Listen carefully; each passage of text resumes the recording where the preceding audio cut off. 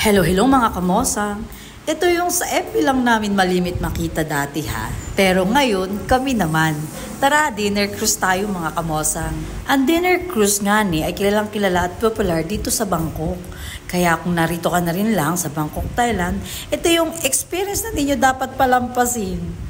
Ito nga at kasama sa aming tour package, ang Bonggan Dinner Cruise by White Orchid. Pagpasok mo pa nga lang ay bubungad na agad sa iyo ang buffet nila at may mag-a-assist na rin sa iyo kung saan ka upo. Sa taas naman, mai-enjoy mo nga niya ang mga nakamanghang tanawin mula sa Wat Arun, The Grand Palace at Asia Tech. Talagang nagniningning silang lahat sa gabi. Aray ko.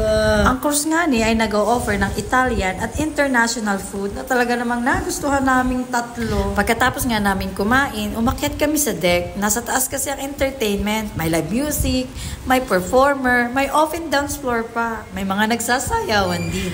Piyok yarn, aray ka. 2 oras nga ni ang tinagal ng aming dinner cruise bago kami hinatid sa pier.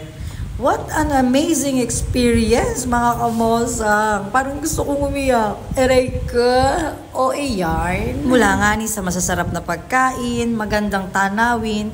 Ito talagang dinner cruise ang pinapangarap namin noon pa. God is good talaga. Thank you Lord for everything.